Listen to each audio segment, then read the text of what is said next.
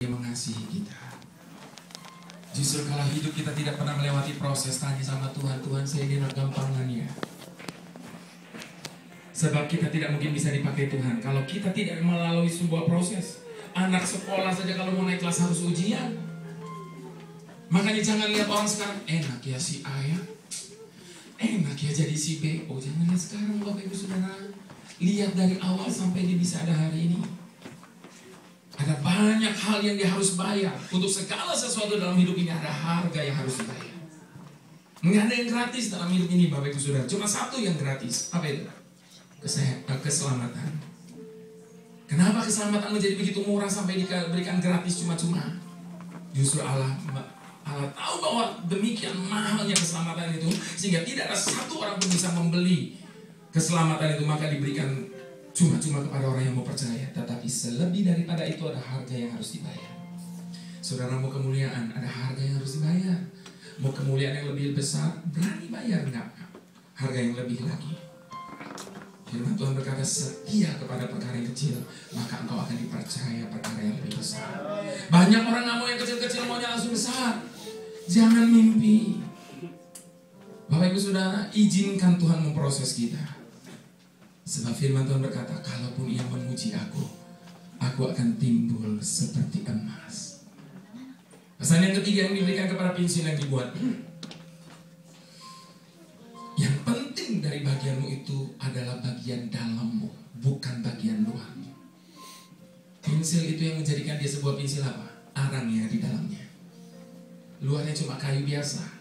Tetapi yang menjadikan dia sebagai pensil yang berfungsi itu karena ada arang di dalamnya. Kita bersyukur karena Tuhan melihat jauh kedalaman hati kita. Tuhan tidak memandang rupa, Tuhan tidak melihat apa yang ada di luar kita. Manusia bisa kita tutup-tutupi, tapi Tuhan tidak bisa. Saya lahir besar di GKI. Ada satu lagu pujian di GKI yang saya tidak bisa nyanyikan, karena setiap kali saya nyanyi itu saya tidak bisa tahan, saya pasti nangis itu. Kata-katanya, di depan mata Yesus ternyata segala kesalahanku. Bapak Ibu Saudara, tidak ada yang bisa kita sembunyikan daripada Tuhan, karena Tuhan melihat jauh kedalaman hati kita. Itu sebabnya Bapak Ibu Saudara, dalam hidup ini kita bersyukur Tuhan menerima kita apa adanya, dan Tuhan melihat kedalaman hati kita. Pesan yang terakhir yang diberikan kepada pensil yang dibuatnya Bapak Ibu Saudara, tinggalkan jejakmu di atas permukaan apapun engkau ditulis. Kalau malam hari ini saya mengajukan dua kelompok pertanyaan, Bapak Ibu Saudara tolong jawab saya. Kira-kira kelompok pertanyaan mana yang lebih mudah untuk Bapak Ibu Saudara jawab? Kalau kelompok pertanyaan yang pertama berisi pertanyaan-pertanyaan berikut ini. Sebutkan 5 nama orang yang paling kaya di dunia ini. Sebutkan 5 nama peraih hadiah Nobel perdamaian. Dan sebutkan 5 nama Miss World dalam kurun waktu 5 tahun terakhir ini. Itu kelompok pertanyaan pertama. Dan kelompok pertanyaan yang kedua, sebutkan 5 nama orang yang telah berjasa menolong kita pada saat kita sedang melewati masa-masa sukar dalam hidup kita.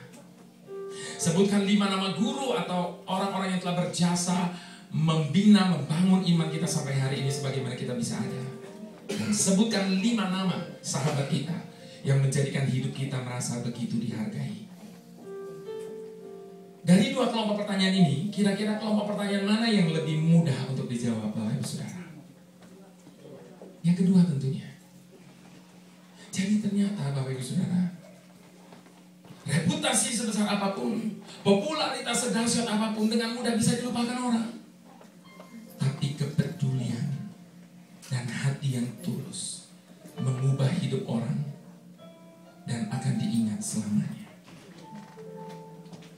Kalaupun orang itu tidak ingat, itu dicatat oleh Tuhan sebenarnya. Bukan tidak penting reputasi, tetapi Bapak Ibu Saudara, yang jauh lebih penting daripada itu, yaitu kepedulian kepada sesama kita.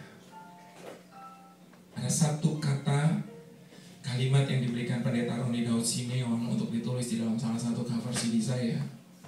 Singkat saja, tapi pada saat saya mendengar itu komen itu, saya nangis Bapak Ibu Saudara.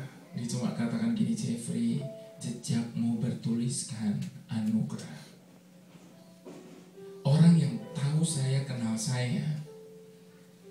Orang tidak bisa tidak, mereka cuma bilang itu dia itu hidupnya cuma karena anugerah aja tuh bisa begitu. Dan kata-kata itu saya pakai sampai hari ini kemanapun saya pergi dan saya tinggalkan sebuah kota,